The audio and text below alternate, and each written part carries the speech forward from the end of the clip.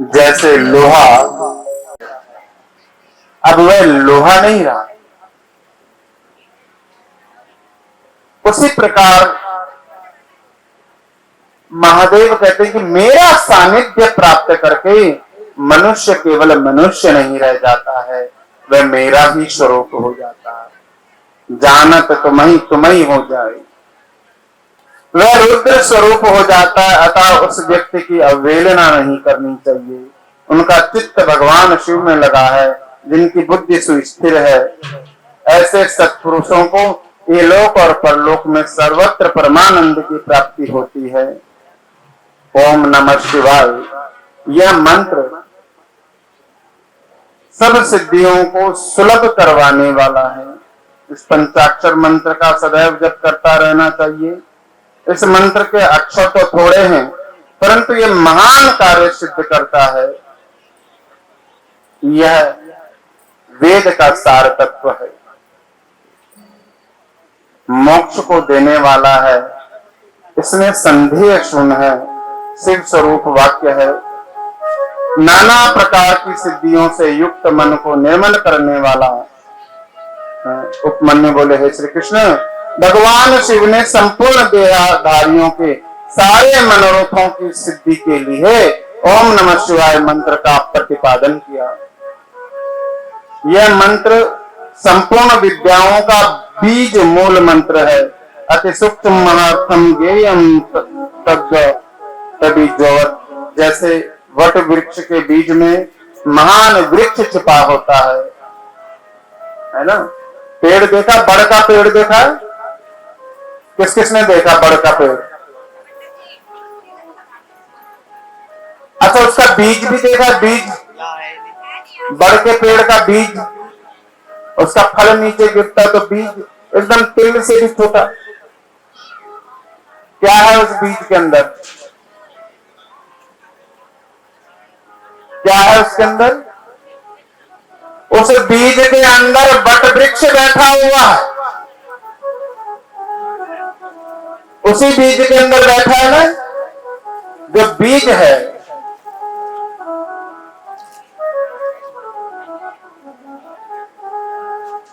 जिस प्रकार वट वृक्ष के बीज के अंदर पूरा वट वृक्ष बैठा हुआ है, विद्यमान है, ऐसे ही ओम नमः शिवाय इस मंत्र के महान अर्थ से परिपूर्ण समझना चाहिए।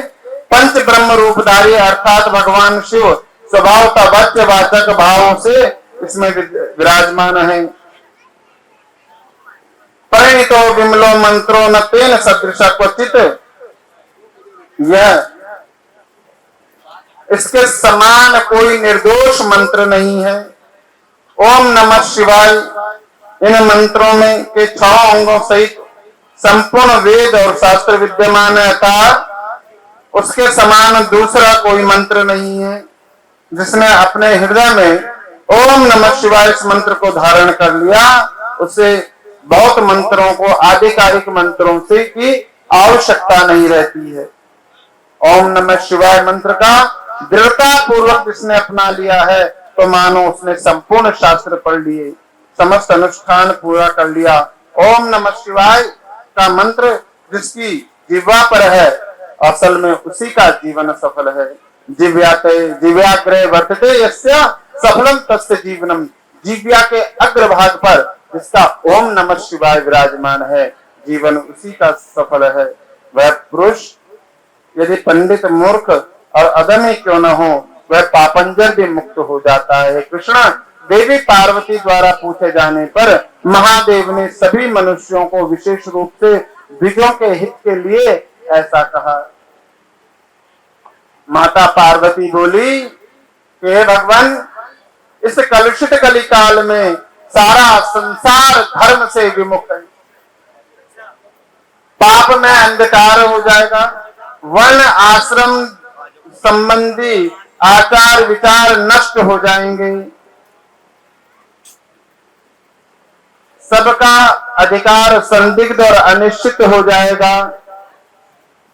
उस समय उपदेश की प्रणाली नष्ट हो जाएगी तथा गुरु शिष्य की परंपरा भी समाप्त हो जाएगी। ऐसी स्थिति में आपके भक्त किस उपाय से मुक्ति प्राप्त करेंगे? भगवान श्री बोले, हे देवी, कलयुग में मनुष्य मेरे परम मनोहर पंचाक्षरी मंत्र का जाप कर लेकर मेरी भक्ति से अपनी आत्मा को पवित्र कर संसार सागर से मुक्त हो जाएंगे। दूषित, निंदक, कृतघ्न, निर्दयी, लोभी, कुटिल वाणी और कर्म द्वारा किए गए दोष, जिन्हें कहना और स्मरण करना संभव नहीं है, वे मनुष्य मुझ में मन लगाकर मेरे पंचाक्षर मंत्र का जाप करेंगे तो वे संसार बंधन से मुक्त हो जाएंगे। बोलो शंकर भगवान की। देवी बोली, है पतिदेव, यदि मनुष्य पाप कर्मों में निरंतर लगा रहे,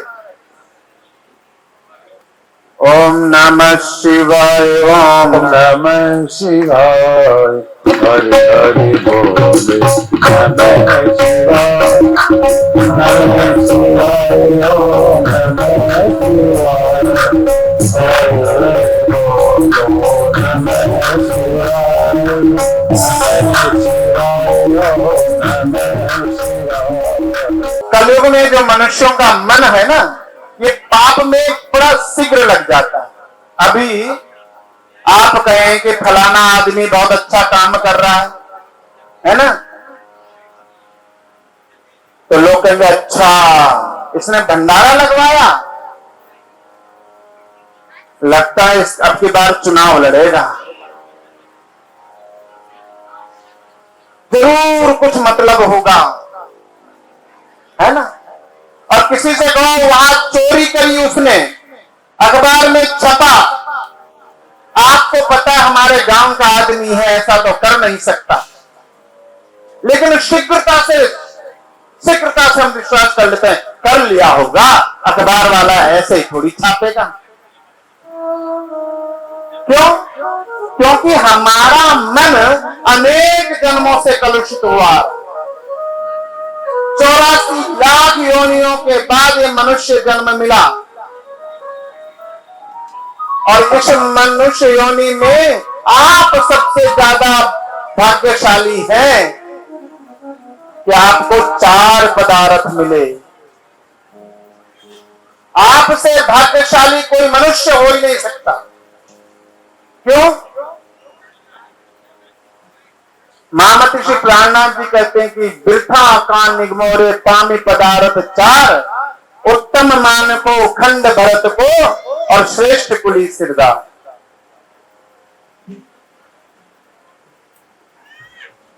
उन्होंने भारत भूमि की प्रशंसा में कहा कि धन धन भूमि खंड भरत की तामे हिंदू धर्म। वृथा कान निगमोरे पामी पदार्थ 4, उत्तम मानखो, खंड भरत को, श्रेष्ठ कुली सरदार। 4 पदार्थ क्या है कि आपको सर्वश्रेष्ठ योनि मिली, मनुष्य की योनि। अन्य जितनी भी योनि है, गाय, भैंस, बकरी, भेड़, बकरी जो भी है, वो सारी योनियां भोग की योनियां हैं।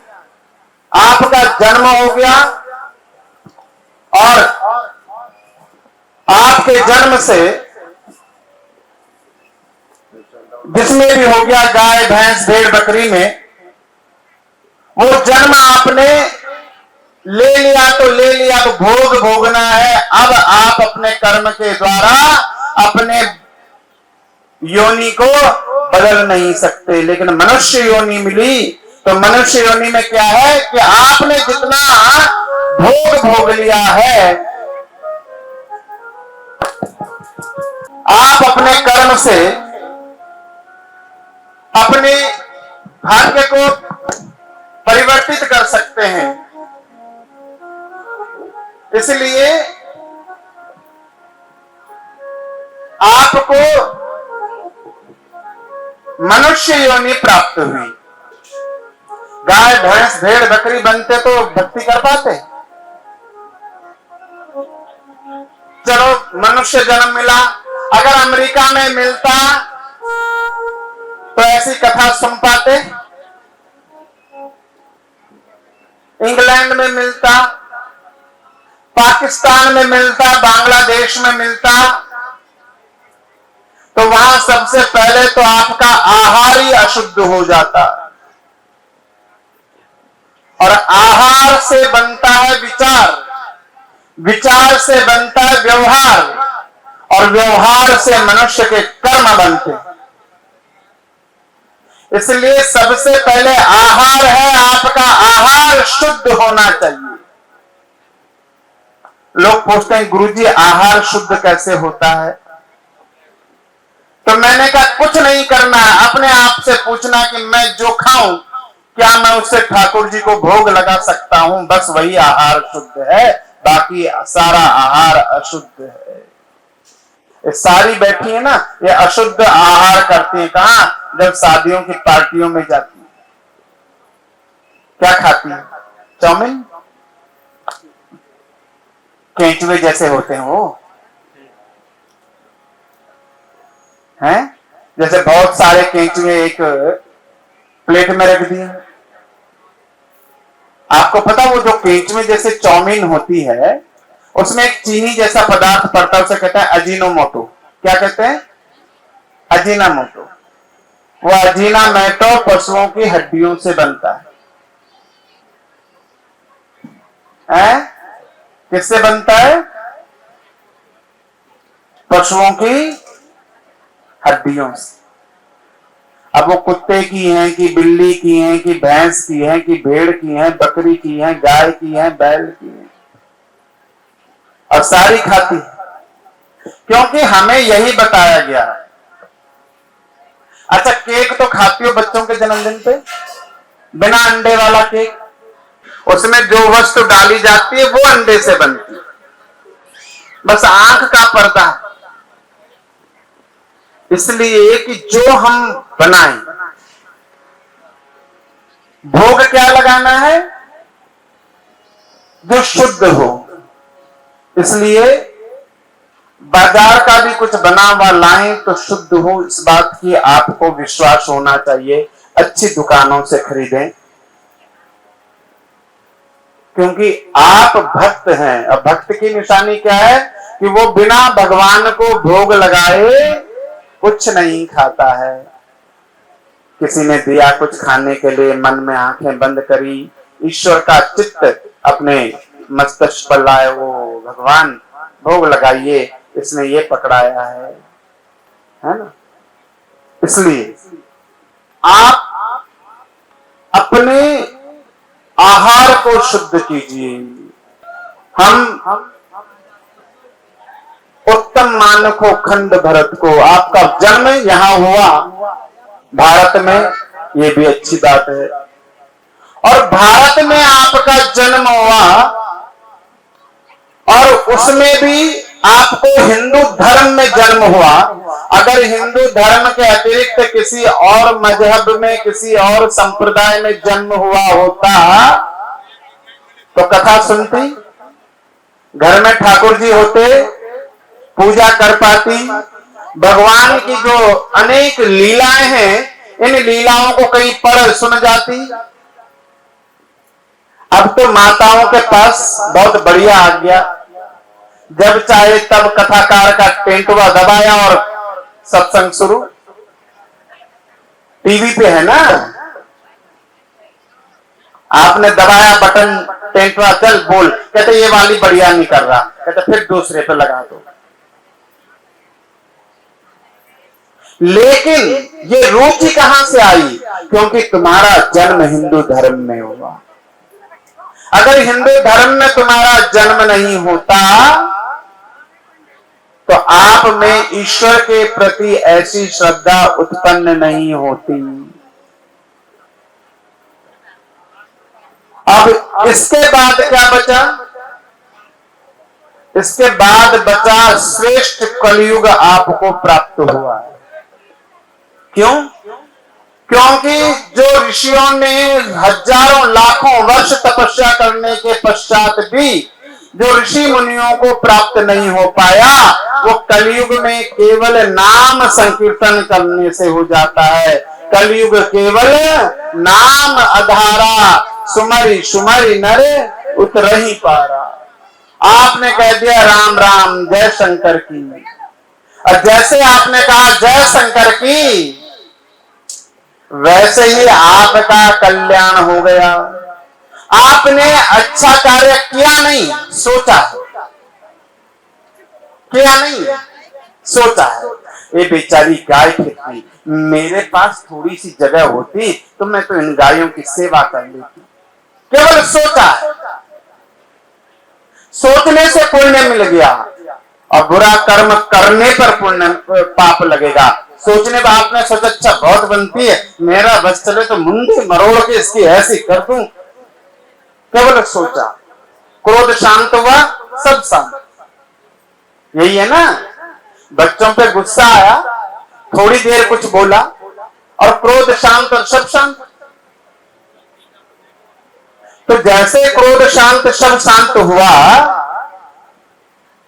तो जो आपने सोचा उसका पाप नहीं लगेगा। ये कलयुग का सबसे महान गुण है। इसलिए आपको 4 पदार्थ मिले हैं, उनको आपको बेकार नहीं गंवाना है। कौन कौन से 4 पदार्थ?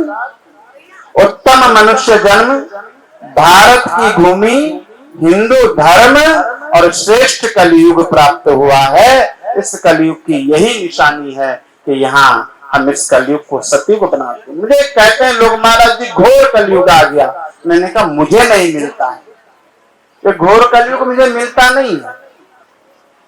बोले कैसी बात कर रहे हैं? मैंने कहा ऐसी ही करता हूं। मैं जहां जाता हूं लोग मुझसे ईश्वर विषय का प्रश्न पूछते हैं।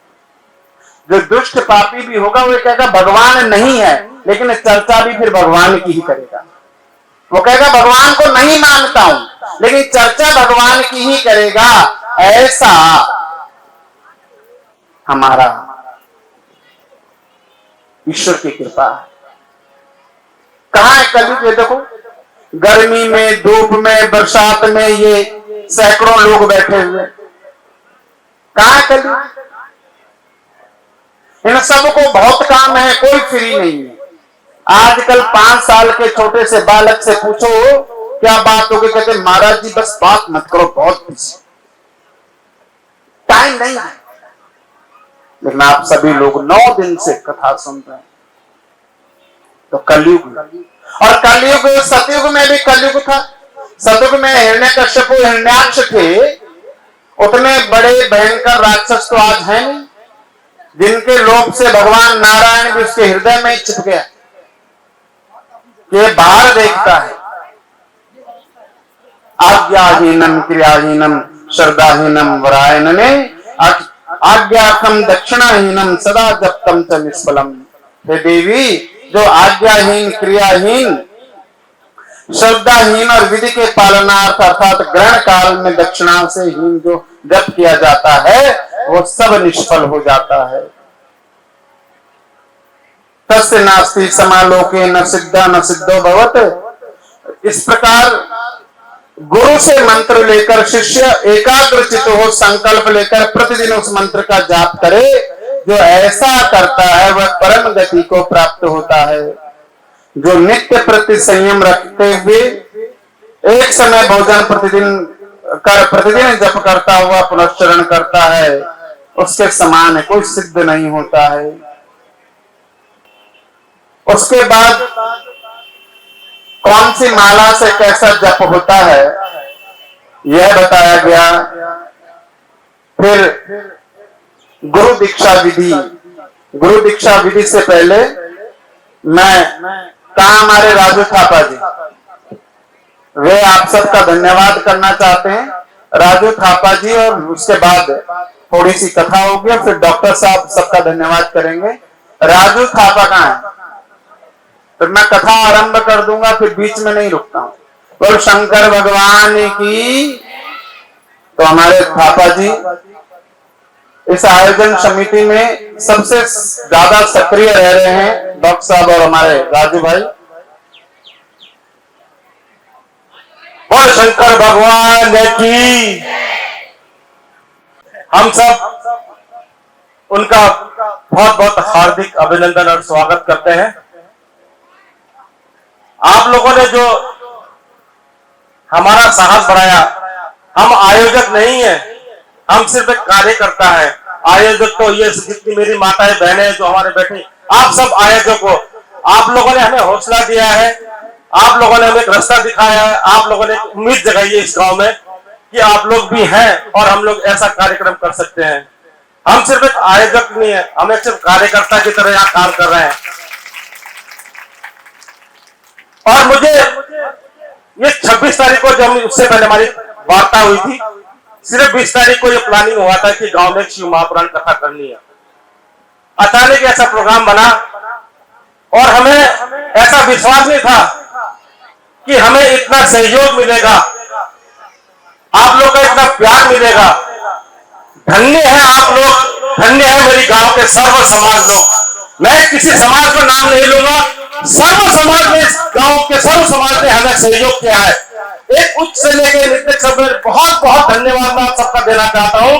और जो आज ये शिव पुराण जो हो रहा है, ये सब आपकी बदौलत हो रहा है। और अन्नपूर्णा देवी ने आज अन्न का भंडार लगा दिया है। यहाँ पे देखिए आप लोग,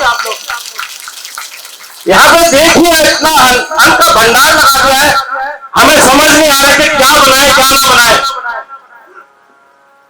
आप लोगों ने हमारी आशाओं से बढ़ के हमें सहयोग दिया है। मैं ज्यादा न कहकर इतना कहूंगा कि अगली बार हम जब करें इसी तरह से आप लोग का सहयोग और प्यार मिलता है। बोलो शंकर भगवान की। करण करावन आप है।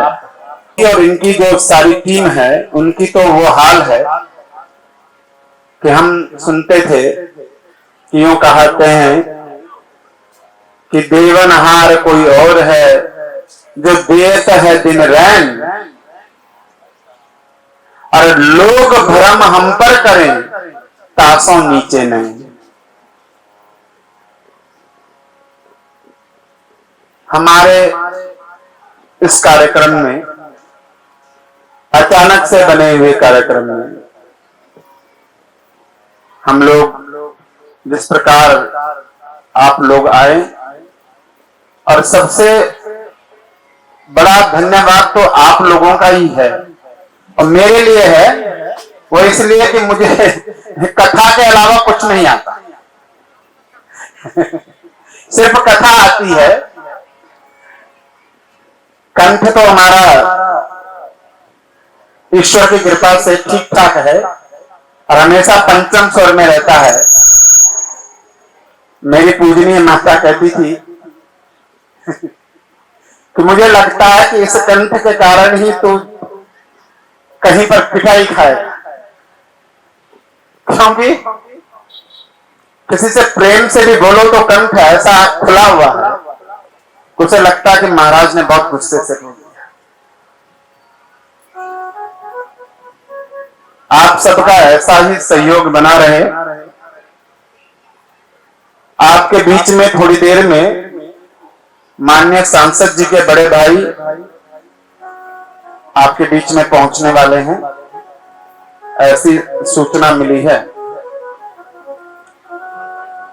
उपमान्य ने कहा कि मैं तुम्हें शिव के द्वारा परम पवित्र संस्कार का विधान बता रहा हूं। तो बनावे दूसरे को नहीं। दीक्षा में दो शब्द हैं, दी और अच्छा।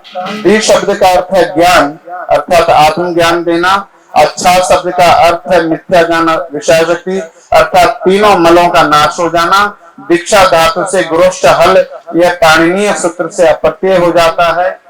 जो आपको ज्ञान देता है उसी को दीक्षा कहा जाता है। यह इस प्रकार गुरु दीक्षा का वर्णन किया है। स्त्रियों के लिए कहा गया है कि नारी स्त्रीणा पृथक यज्ञो न व्रतम। स्त्रियों को पति की आज्ञा के बिना कोई पृथक रूप से यज्ञ व्रत उपवास नहीं करना चाहिए। पति आज्ञा दे तभी अलग से कुछ करना चाहिए।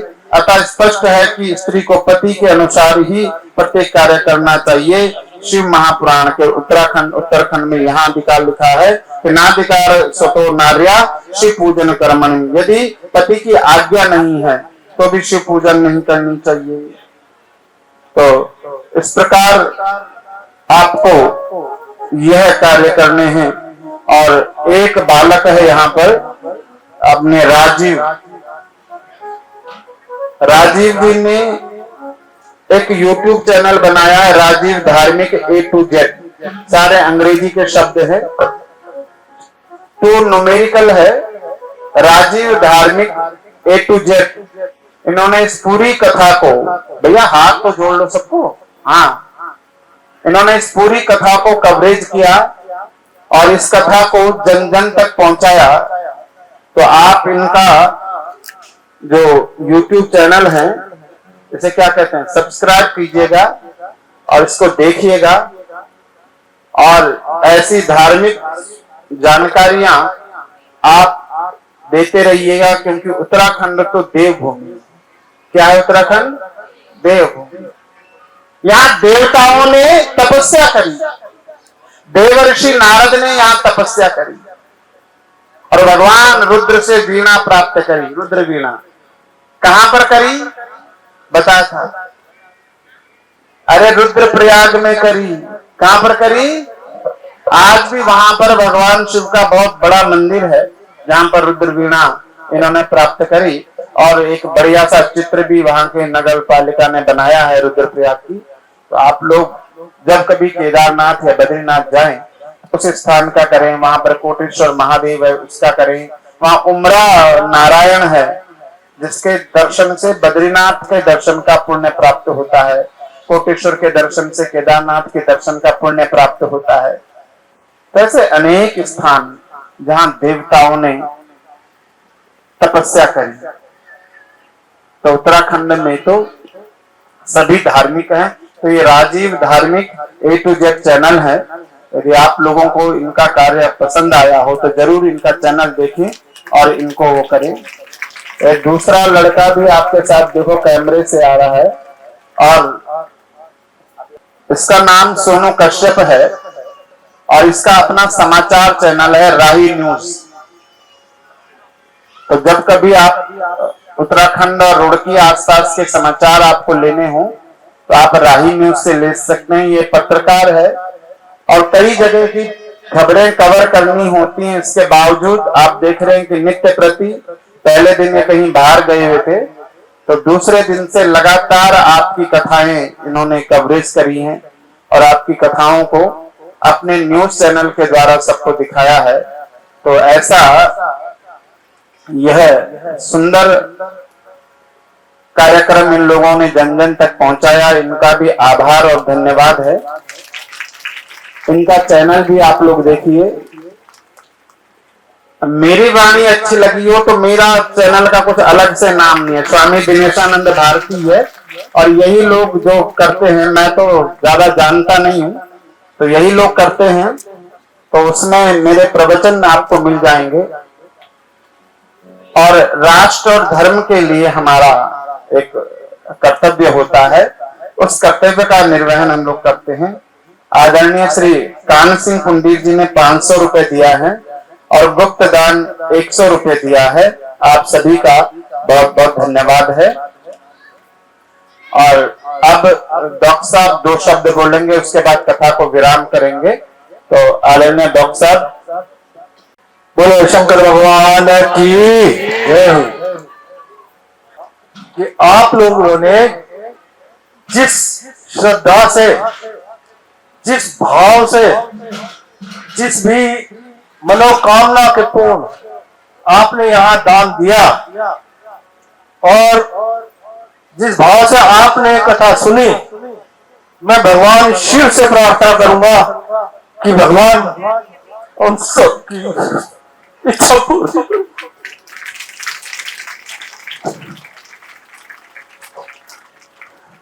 मैं चाहूंगा कि आप लोग इसी प्रकार सहयोग देते रहें। हम लोग कुछ नहीं, हमने कोई काम नहीं किया, सिर्फ आप लोगों के पास तक पहुंचे हैं। आप लोगों ने हमें सहयोग किया, हिम्मत बढ़ाई हमारी और आपने इस कथा को एक महाकथा बना दिया। तो मैं इसके लिए आपका बहुत बहुत धन्यवाद अदा करता हूँ। मेरी इच्छा सिर्फ इतनी थी कि मेरा समाज टूट रहा है। कोई रविदास जयंती जी को अपना भगवान मान बैठा, कोई बगल में की समाज वो अपने उनको गुरु को अपना भगवान मान बैठा, वो संत है। उन संतों का हम भी सम्मान करते हैं। पता नहीं क्यों ये जो दूसरे पंथ के लोग हैं, उन्होंने कैसी कैसी YouTube पे अपनी वीडियो डाल डालकर हमारे समाज के जो पढ़े लिखे लोग हैं उनको ब्रेन वॉश करा और उनको अपनी तरफ खींच लिया। और जिस वजह मैं ये सोच रहा था कि ये पंडाल यहां से गेट तक पूरा भर जाएगा, मेरी सपना अधूरा रहा। ईश्वर ने चाहा तो ये सपना अगले साल फिर पूरा होगा। जो हमारे समाज अपने समाज को छोड़ के जा रहे हैं, मैं उनसे सिर्फ एक छोटा सा उदाहरण दूंगा। उनसे यही कहूंगा कि आम के पेड़ को अगर लीची के बाग में लगा दिया जाए तो वो लीची नहीं देगा, वो आम ही देगा। वो समझ ले, तो सारे लोग घूम ले, जितने भी बागों में लग ले। जो हमारा समाज है, हमारा सनातन धर्म है, वो सर्वश्रेष्ठ धर्म है। मेरी आप लोगों से प्रार्थना है कि जहां भी जिस भी जगह पर आप ये देखें कि हमारा समाज विचलित हो रहा है, तो उसको रोकने में प्रयास करें। गुरु जी है, और जो कल गुरु जी के गुरु जी आए थे वो हमारे साथ में है। बस इतना ही मेरा कहना था। आप लोगों का धन्यवाद। भगवान आपकी हर इच्छा है तो पूर्ण करे। धन्यवाद। बोल शंकर भगवान की। डॉक्टर साहब ने एक पीड़ा बताई कि सनातन को तोड़ने वाले इसमें अनेक हैं। इससे पूर्व क्या होता था, जो लोकतंत्र का मूल आधार है वोट, तो वोट कैसे गिने जाते थे?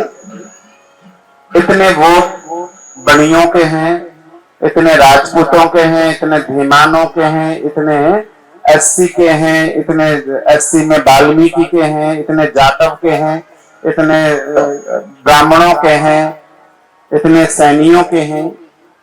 आप गंगा को मेरी तरफ से भेंट दे देना। जिसकी भेंट गंगा ने स्वीकार करी, जिसको गंगा ने भेंट में कंगन दिया, अगर वो रविदास को वास्तव में मानते हैं तो वो गंगा स्नान से अपने आप को अलग नहीं कर सकते। गंगा का पूजन जब सदगुरु रविदास ने करा तो उनके अनुयायी उससे दूर कैसे जा सकते हैं? और इतना ही नहीं करा उन्होंने, जब दूसरे कंगन की आवश्यकता पड़ी तो उन्होंने अपने पवित्र हृदय से, कठौती बोलते हैं लकड़ी का बर्तन जिसमें पानी भरा रहता था और चमड़ा धोते थे, वहीं पर रखा रहता था, और तब उससे दूसरा कंगन निकाल के दिया। और तब से कहावत बनी कि मन चंगा तो कठौती में। जो रविदास को मानता है वो कृष्ण जन्माष्टमी से कैसे दूर भाग सकता है? क्योंकि रविदास तो कृष्ण के उपासक थे।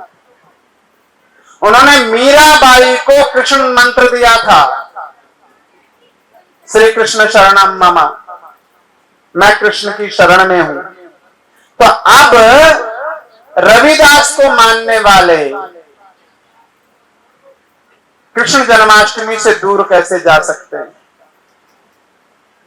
या तो वो झूठ बोल रहे हैं कि हम रविदास को मानते हैं, या उनका कर्म उनके गुरु के कर्म से बिल्कुल अलग है, वो गुरुद्रोही हो गए, वे महापापी हो गए। सदगुरु रविदास भारत के संत हैं। कहां के संत हैं?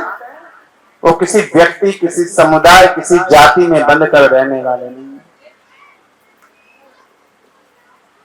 माता सीता के पालक पिता हैं महर्षि वाल्मीकि।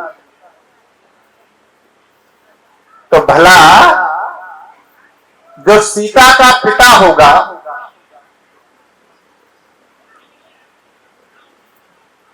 जो लवकुश का गुरु होगा, वो सनातन से विलग होगा? कदापि नहीं।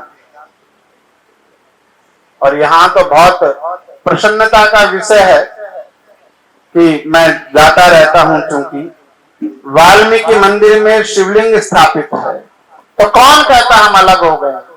वो सब धोखे में हैं, वो सब धोखे में है कि हम लोग ऐसे बंट जाएंगे। सत्य सनातन धर्म की धर्म ध्वजा के नीचे भगवान शंकर के नाम से हम सभी एकजुट थे, एकजुट हैं, एकजुट रहेंगे, और हमारे ऊपर इस तरह का कभी खतरा नहीं आएगा। डॉक्टर साहब को इस बात को ज्यादा हृदय में नहीं लेना चाहिए। देवी पत्नी के लिए पति की आज्ञा सर्वोपरि है। जीवन में परंपरा है गुरु बनाने की अनादिकाल से। गुरु बिना भवनिधि तरई न कोई, जो व्यंच शंकर सम होई। गुरु के बिना कोई तर नहीं सकता, इसलिए राम कृष्ण दो हुए, उनने भी गुरु कीन। तीन लोक के हैं स्वामी, पर हुए गुरु के अधीन।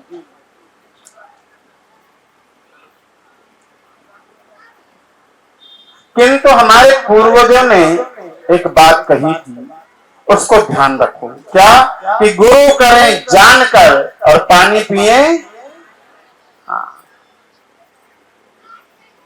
जानिए समझे, पहले आश्रम में आइए, बैठिए गुरु के। केवल कथनी कथनी में गुरु अच्छा है कि रहनी में भी गुरु अच्छा है? मनुष्य में आचारवान होना, शास्त्र सम्मत होना, तत्ववेता हो, भगवान का जप हो।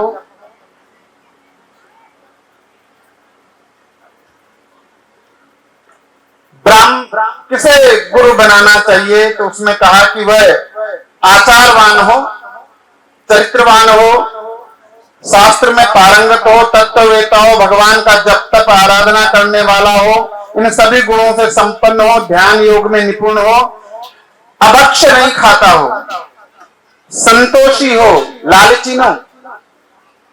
ऐसे गुरु के पास जाकर आराधना करनी चाहिए। मन वचन कर्म से उसे प्रसन्न करना चाहिए, और उसके प्रसन्न हो जाने पर शीघ्र ही गुरु शिष्य का पाप नष्ट हो जाता है।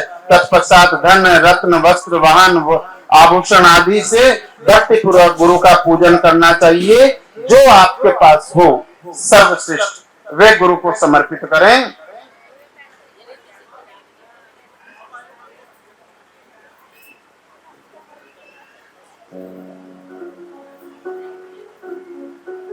जप कैसे करना चाहिए?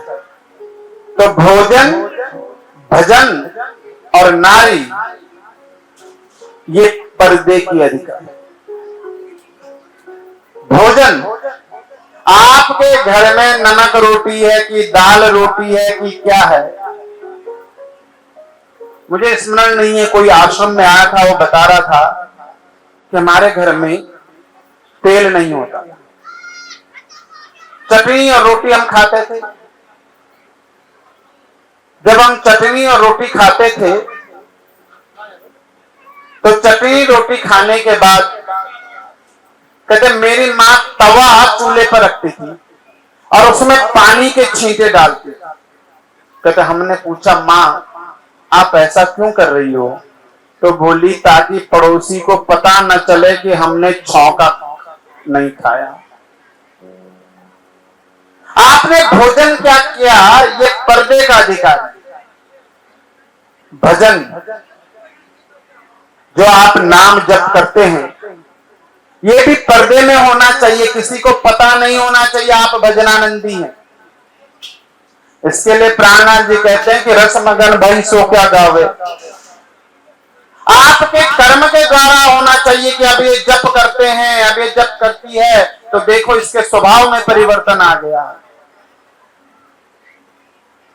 और नारी को सर्वत्र उघाड़ा सिर लेकर नहीं जाना चाहिए। इसलिए मैं बार बार कहता हूं, स्त्री जो है सिर को ढका हुआ हो। किसके सामने ढका हुआ हो? पति के सामने ढका हुआ हो। अपने से बड़े जो पुरुष हैं उसके सामने ढका हो, संत गुरुजनों के सामने ढका हुआ हो, सर हमेशा ढका हुआ हो।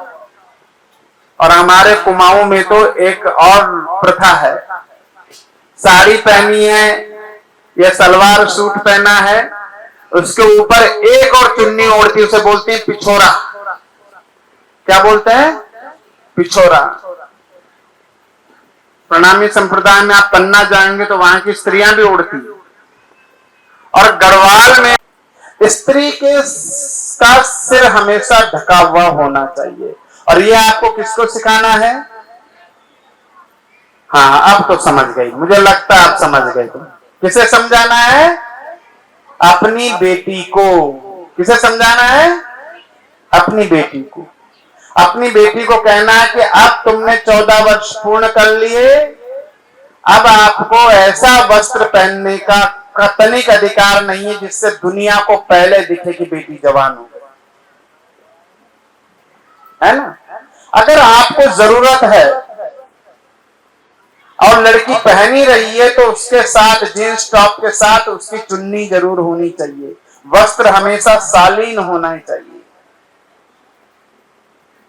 आप जिस किसी महापुरुष को देखो या महान स्त्री को देखो, क्या पहनती है? साड़ी। इंदिरा गांधी ने कभी जींस टॉप पहना? सोनिया गांधी को देखा जींस पैंट में? बड़े लोगों को आप जब वो करते हैं, हिरस करते हैं, तो इस चीज में हिरस करी कभी ये वो आत्मज होती है। गुरु पिता, गुरुर माता, गुरुर देवो गुरुर गति। गुरु ही देवता है और गति यानी जानकर भी गुरु ही है। शिवे रिष्टे गुरु त्राता, गुरु रुष्टे न कष्टन। शिव रुष्ट जाए तो गुरु की शरण लो, लेकिन गुरु रूठ गया तो दुनिया में कहीं सुरक्षा नहीं होती। गुरु ही साक्षात शिव है, गुरु ही परम तत्व है। ध्यान मूलम गुरुर मूर्ति। ध्यान का मूल गुरु की मूर्ति। पूजा मूलम गुरुर चरणम, गुरुर पदम। गुरु के चरण पूजा का मूल है। कभी पूजा करनी हो, हम भी कहां से शुरू करते हैं? मंगलाचरण कि सदा शिव समारंभम शंकराचार्य च मध्यमम अस्मदाचार्य पर्यंतम वंदे गुरु परंपराम। हमारी एक परंपरा है। कहां से शुरू?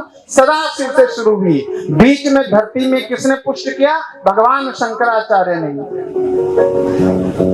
अस्मदाचार्य परम, मेरे गुरु तक जो कल आए थे, जो भी परंपरा में आया है उन सबको मेरा नमन है। इसलिए कहा कि ध्यान मूलम गुरुर पदम। ध्यान पूजा का मूल गुरु के चरण है। गुरु ही ब्रह्मा है, गुरु ही विष्णु है, गुरु महेश्वर है, परब्रह्म है। ऐसे गुरुवर को बारंबार प्रणाम है।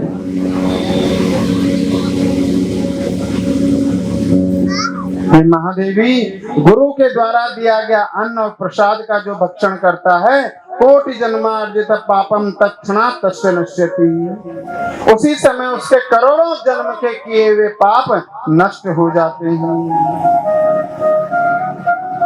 गुरु का पूजन करके शिष्य की आयु, यश और लक्ष्मी की वृद्धि होती है।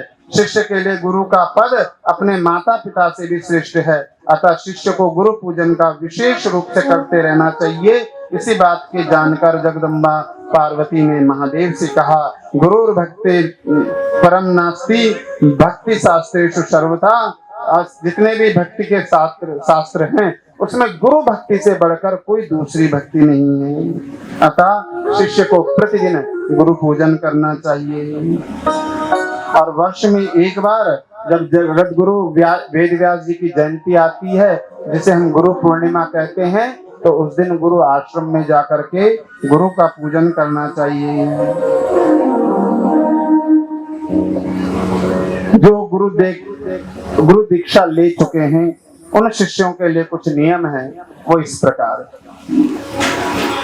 कि क्षमा सत्यम दया दानम शौचम इंद्रिय निग्रह देव पूजा विग्रह वनम संतोषम स्ते वर्जनम सर्वव्रते स्वयं धर्मा सामान्यो दसदा स्थिता। क्षमा, सत्य, दया, दान, पवित्रता, जितेंद्रियता, देव पूजन, अग्नि परिचर्या और संतोष और चोरी न करना।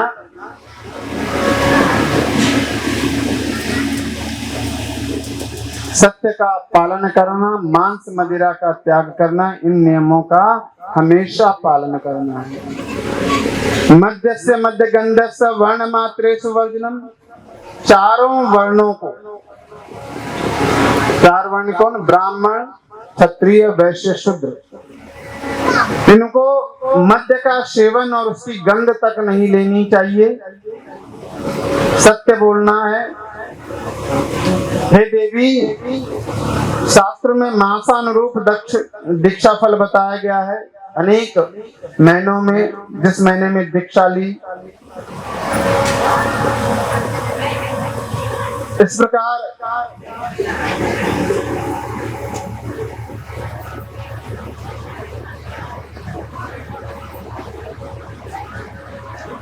कौन से देवी पूछते कि कौन से दिन दीक्षा ली जाए, तब कहते हैं सर्वे वारा ग्रह नक्षत्राति राशिया यस्मिन हनि संतुष्टो गुरु सर्वे शुभावहा।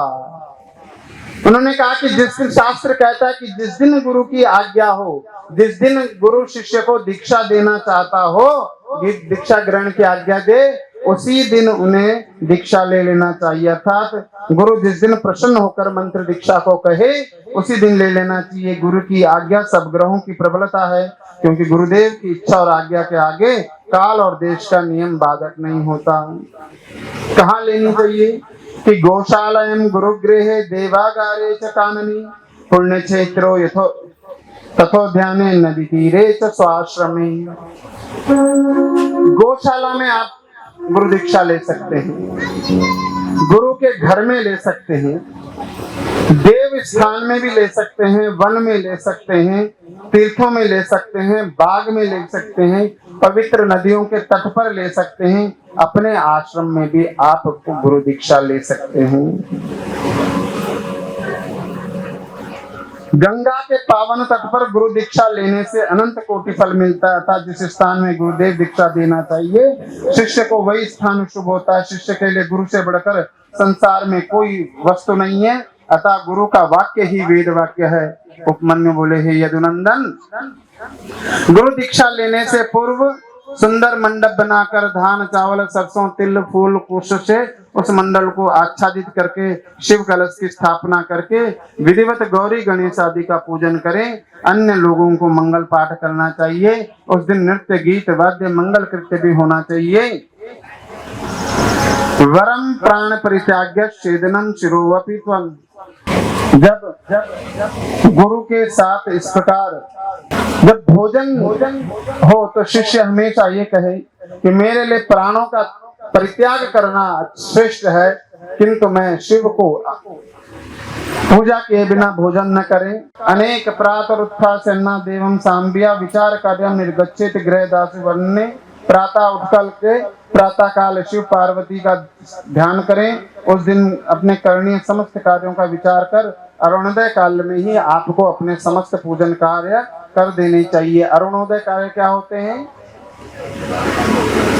अरुणोदय काल होता है कि सूर्योदय से पहले का काल। सूर्य का सारथी है अरुण। कौन है सूर्य का सारथी? अरुण, गरुड़ जी के बड़े भाई। तो सूर्योदय से पहले जो लाल लाल छाता है ना, लालिमा, उसे कहते हैं अरुणोदय। सूर्योदय से पहले तो सूर्य न निकले, हल्का उजाला हो जाए, उस समय तक आपकी संध्या वंदन पूजन हो जाना चाहिए।